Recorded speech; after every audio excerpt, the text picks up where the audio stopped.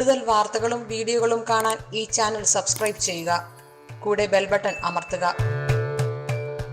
Asia live ടിവിയിലെ feng shui പ്രോഗ്രാമിലേക്ക് ഏവർക്കും സ്വാഗതം. വീടിൻ്റെ താളം തെറ്റിക്കുന്ന രണ്ട് മഹാദിക്കുകൾ എന്നുള്ളതാണ് നമ്മുടെ ഇന്നത്തെ ക്യാപ്ഷൻ. നമുക്ക് അതെന്താണ് അങ്ങനെ രണ്ട് ദിക്കുകൾ, അത് ഏതൊക്കെ ദിക്കുകളാണ് നമ്മുടെ വീടിൻ്റെ താളം തെറ്റിക്കുന്നത്, അല്ലെങ്കിൽ നമ്മുടെ വീട്ടിൽ ഏറ്റവും പ്രധാനപ്പെട്ട ആയിട്ട് പറയുന്ന ഫെങ്ഷുയിൽ പറയുന്ന രണ്ട് ദിക്കുകൾ ഏതാണെന്നുള്ളതാണ് ഞാൻ ഇന്ന് നിങ്ങളുമായി ഷെയർ ചെയ്യുന്നത്. നമ്മളൊരു വീട് വെച്ചു, വീടിൻ്റെ പ്ലാനിലേക്ക് പോകുന്നില്ല, ദിക്കിൻ്റെ ഇത് മാത്രം എടുത്തുകൊണ്ട് ചെയ്യാം. അപ്പം നമ്മൾ എപ്പോഴും വീട് വെക്കുമ്പോൾ അത് സ്ക്വയറോ റെക്റ്റാങ്കിൾ ഷേപ്പിലോ ആയിരിക്കാനായിട്ട് ശ്രദ്ധിക്കേണ്ടത് വളരെ അത്യാവശ്യമാണ്. നമ്മളുടെ മറ്റ് മോഡലുകൾക്കും വീടിൻ്റെ ഭംഗി കൂട്ടാനും വേണ്ടിയിട്ട് ഈ ഒരു ഷേപ്പിൽ നിന്ന് നമ്മൾ വ്യതിചലിച്ചാണ് നമ്മൾ വീട് ചെയ്യുന്നതെന്നുണ്ടെങ്കിൽ ഉറപ്പായിട്ടും ചില വാസ്തുദോഷങ്ങൾ ആ വീട്ടിൽ സംഭവിക്കാനുള്ള സാധ്യത വളരെ കൂടുതലാണ്. ഇപ്പോൾ ഒരു വീടെടുത്തു, ഇതിപ്പോൾ ഒരു റൂം ആയാലും ശരി തന്നെ, 9 മുറികളുള്ള ഒരു വീടായാലും ശരി തന്നെ, ഇതേപോലെ 9 അതിനെ ഡിവൈഡ് ചെയ്യാനായിട്ട് പറ്റും. അപ്പോൾ അങ്ങനെ വരുമ്പോൾ 8 ദിക്കുകളും ഒരു ബ്രഹ്മസ്ഥാനവും അതുണ്ടാവും. ഇത് തെക്ക് സൈഡ്, അതിൻ്റെ നേരെ ഓപ്പോസിറ്റ് വരുന്നത് വടക്ക്, ഇത് പടിഞ്ഞാറ്, ഇത് കിഴക്ക്, ഇത് തെക്കും പടിഞ്ഞാറും കൂടെ കൂടിച്ചേരുന്ന മൂല, ഇത് വടക്കും പടിഞ്ഞാറും കൂടെ കൂടിച്ചേരുന്ന മൂല, ഇത് വടക്കും കിഴക്കും കൂടി കൂടിച്ചേരുന്ന മൂല, ഇത് തെക്കും കിഴക്കും കൂടി കൂടിച്ചേരുന്ന മൂല. അപ്പം ഫെങ്ഷു പ്രകാരം പഞ്ചഭൂതങ്ങളാൽ നിർമ്മിതമാണ് മനുഷ്യ ശരീരവും ഈ പ്രപഞ്ചവും എന്നാണ്. അപ്പം ഈ പറയുന്ന വീട്ടിനകത്ത് നമ്മളിങ്ങനെ 9 കളങ്ങളാക്കി തിരിച്ചിരിക്കുന്നു. ഇതിനകത്ത് പഞ്ചഭൂതങ്ങൾ ഉണ്ട് എന്നുള്ളതാണ് ഫെങ്ഷുയുടെ തിയറി. പഞ്ചഭൂതങ്ങൾ എന്ന് പറയുന്നത് ഇവിടെ വായുവും ആകാശവും ഇവിടെ മാറും. ഇവിടെ ഭൂമി, എർത്ത്, അത് കഴിഞ്ഞിട്ട് അടുത്തത് വാട്ടർ, എർത്ത്, വാട്ടർ, ഫയർ. ആകാശത്തിനും വായുവിനും ഇവിടെ മെറ്റലായും വുഡായും പരിഗണിക്കും. അപ്പോൾ ഇത് 5 ഫെങ്ഷുയിലെ 5 elements: earth, water, fire, metal, wood. ഇങ്ങനെ ഈ 5 എലമെന്റ്സ് ഈ 9 കളങ്ങളിലായിട്ട് ഉണ്ട് എന്നുള്ളതാണ് ഫെങ്ഷുയുടെ തിയറി. അപ്പോൾ അങ്ങനെ വരുമ്പോൾ ഇപ്പം ഈസ്റ്റ് ഭാഗത്തുള്ള എലമെന്റ് ഏതെന്ന് ചോദിച്ചാൽ വുഡ് എലമെന്റ് ആണ്. അപ്പോൾ സൗത്ത് ഈസ്റ്റിൽ ഏത് എലമെന്റ് എന്ന് ചോദിച്ചാൽ അവിടെയും വുഡ് തന്നെയാണ്. സൗത്ത് വെസ്റ്റിൽ ഏതെന്ന് ചോദിച്ചാൽ അവിടെ എർത്താണ്. അപ്പോൾ നോർത്ത് ഈസ്റ്റിൽ ഏതെന്ന് ചോദിച്ചാൽ അവിടെയും എർത്താണ്. ഇവിടെ വെസ്റ്റിൽ ഏതെന്ന് ചോദിച്ചാൽ വെസ്റ്റിൽ മെറ്റലാണ്. അപ്പോൾ നോർത്ത് വെസ്റ്റിൽ ഏതാണ്? അവിടെയും മെറ്റലാണ്.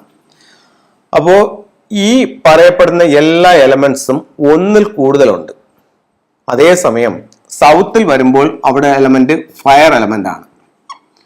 നോർത്തിലാണെങ്കിൽ അവിടുത്തെ എലമെന്റ് വാട്ടർ എലമെന്റ് ആണ്. അപ്പോൾ 5 എലമെന്റും ഫയർ എലമെന്റും വാട്ടർ എലമെന്റും. വുഡ് എലമെന്റ് 2 ഉണ്ട്, എർത്ത് എലമെന്റ് 2 ഉണ്ട്, മെറ്റൽ എലമെന്റ് 2 ഉണ്ട്. അപ്പോൾ ഓരോന്നുള്ള എലമെന്റ് ഏതൊക്കെയാണ്? ഫയർ എലമെന്റും വാട്ടർ എലമെന്റും ആണ്. ഇത് രണ്ടും ഓരോന്ന് മാത്രമേ ഉള്ളൂ. അപ്പോൾ ഒരു വീട്ടിൽ ആ വീടിന്റെ തെക്ക് വശം നഷ്ടപ്പെട്ടു പോയാൽ എന്ത് സംഭവിക്കും? ഫയർ എലമെന്റ് പോവും. വടക്ക് വശം നഷ്ടപ്പെട്ടു പോയാലോ വാട്ടർ എലമെന്റ് പോവും. ഇവിടെ നമുക്ക് വടക്ക് പടിഞ്ഞാറ് മിസ്സിംഗ് ആയെന്ന് കരുതുക. ഫെങ്ഷു പ്രകാരം അവിടെ ബാലൻസ് ചെയ്യുന്നത് ഈ മെറ്റൽ എലമെന്റ് കൊണ്ട് അവിടെ ബാലൻസ് ചെയ്യും. 5 എലമെന്റ്സിന്റെ ഒരു ബാലൻസിങ് അവിടെ ഉണ്ടാവും. നോർത്ത് വെസ്റ്റ് പോയാലും അവിടെ ഒരു 5 എലമെന്റ്സിന്റെ ബാലൻസിങ് ഉണ്ടാവും. കാര്യം എന്താണ്? മെറ്റൽ ഒരെണ്ണം കൂടെ ഉണ്ട്. അതേസമയം നമുക്ക് ഇവിടെ സൗത്ത് ഈസ്റ്റ് നമുക്ക് മിസ്സിംഗ് ആയിപ്പോയി. എന്നാലും വുഡ് എലമെന്റ് എവിടെയുണ്ട്? ഈസ്റ്റിലുണ്ട്. അതിന്റെ ഒരു ബാലൻസിങ് അവിടെ കിട്ടും. അതേപോലെ തന്നെ എർത്ത് എലമെന്റ് ഒരു ദിക്ക് നഷ്ടപ്പെട്ടായാലും മറ്റൊരു ദിക്കിലെ എർത്ത് എലമെന്റ് ഉണ്ട്. അതേസമയം വാട്ടർ എലമെന്റ് വടക്ക് വശം നഷ്ടപ്പെട്ടു പോയി കഴിഞ്ഞാൽ വാട്ടർ എലമെന്റ് വേറെ ഒന്നില്ല, അതിന് ബാലൻസ് ചെയ്യാൻ പറ്റില്ല. അപ്പോൾ പഞ്ചഭൂതങ്ങളുടെ ആ ഒരു തിയറി, ആ ഒരു സൈക്ലിംഗ് നടക്കാതെ പോകും. അപ്പം വടക്ക് മിസ്സിംഗ് ആയപ്പോഴത്തേക്ക് അവിടെ ബുദ്ധിമുട്ടുകൾ ആ വീട്ടിൽ ശരിക്കും വരാൻ തുടങ്ങും. അതുപോലെ തന്നെയാണ് ഫയർ. തെക്ക് വശത്ത് ഫയർ മാത്രമേ ഉള്ളൂ. ഫയറിന് വേറൊരു എലമെന്റ് ഒരു ദിക്കില്ല. അവിടെ നഷ്ടപ്പെട്ടു പോയാലും ആ വീടിന്റെ ബാലൻസ് തെറ്റും. അപ്പോൾ മഹാദിക്കെന്ന് പറയുന്ന 4 ദിക്കുകളാണ്: കിഴക്ക്, പടിഞ്ഞാറ്, തെക്ക്, വടക്ക്. ഇത് 4 മഹാദിക്കുകൾ.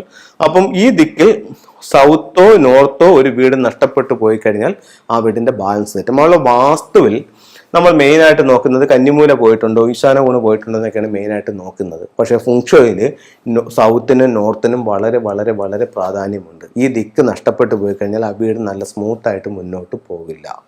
അപ്പോൾ അതുകൊണ്ടാണ് ഈ തെക്ക് വശവും വടക്ക് വശവും ഒരു കാരണവശാലും നഷ്ടപ്പെട്ടു പോരെന്ന് പറയുന്നത്. ഇപ്പോൾ പല ആളുകളും വീട് വെക്കുന്നത്, അപ്പോൾ ഞാനിത് ഓർത്തോണ്ട് ഇതിൽ പറയുകയാണ്.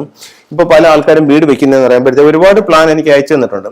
ഈ നോർത്ത് ഭാഗം ഇല്ല, ഇവിടെ ഫ്രീ ആക്കി അങ്ങോട്ടാക്കുന്ന കാണാം, ഒരു ഫാഷൻ. അതല്ലെന്നുണ്ടെങ്കിലോ ഈ സൗത്ത് മിസ്സിങ് ആക്കിക്കൊണ്ട് ചെയ്യും. സൗത്ത് ഇല്ല, സൗത്ത് മിസ്സിങ് ആക്കിക്കൊണ്ട് അങ്ങ് ചെയ്യും, വീട് വയ്ക്കും. അപ്പോൾ എന്തോ പറ്റി, സൗത്ത് പോയി. ഇത് രണ്ടും പോകുന്നതല്ല ഞാൻ പറഞ്ഞത്. ചിലപ്പോൾ ചില വീട്ടിൽ ഇങ്ങനെ എനിക്ക് കിട്ടിയ പ്ലാനിൽ സൗത്ത് ഇല്ലാത്ത വീടുണ്ട്, ചില വീട്ടിൽ ഇങ്ങനെ നോർത്ത് ഇല്ലാത്ത വീടുണ്ട്.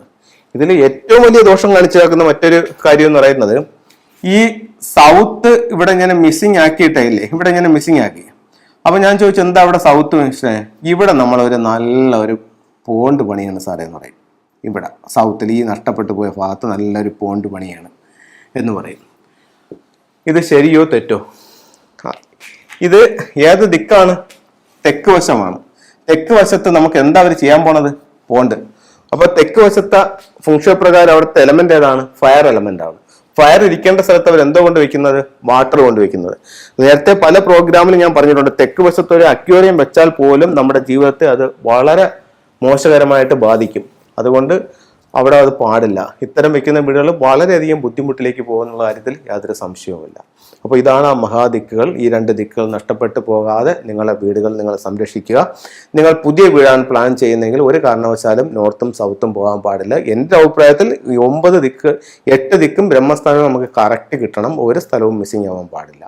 അതുപോലെ തന്നെ നിങ്ങൾക്ക് വെച്ച് വീട്ടിൽ ആർക്കെങ്കിലും ഇങ്ങനെ ഉണ്ടെന്നുണ്ടെങ്കിൽ എത്രയും പെട്ടെന്ന് ഒരു ഫംഗ്ഷൻ കൺസൾട്ടനെ കാണിച്ച് അതിൻ്റെ വേണ്ട പരിഹാരങ്ങൾ നിർദ്ദേശിച്ച് സ്വീകരിച്ച് അത് ചെയ്തെടുക്കുന്നത് ഏറ്റവും നല്ലതായിരിക്കും.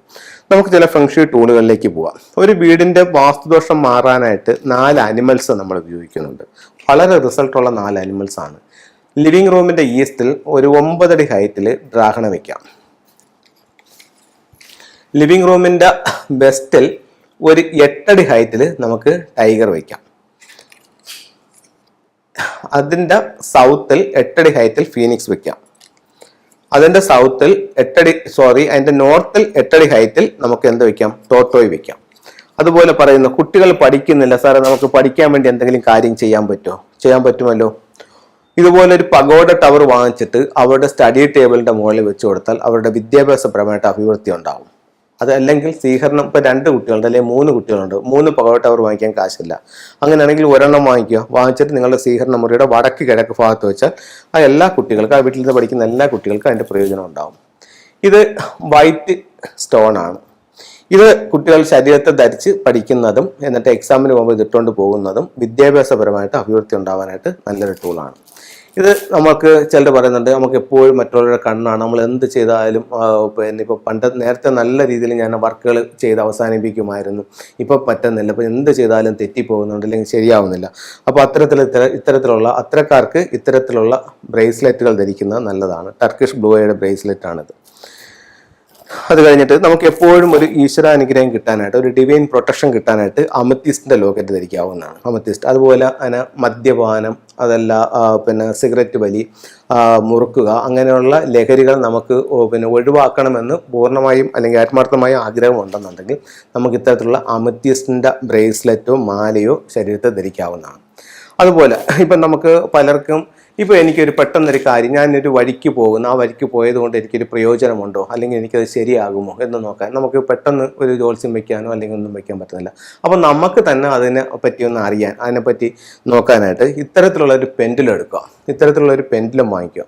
പെൻഡുലം വാങ്ങിച്ചിട്ട് ഇത് പ്രാക്ടീസ് ചെയ്യുന്ന ഒരു രീതിയുണ്ട്. അത് നിങ്ങൾക്ക് യൂട്യൂബിൽ നോക്കി വേണമെങ്കിലും പഠിക്കാം. അതല്ലെന്നുണ്ടെങ്കിൽ അത് പറഞ്ഞു തരും, എങ്ങനെയാണത് ഡൗസ് ചെയ്യുന്നതെന്നുള്ളത് പറഞ്ഞു തരും.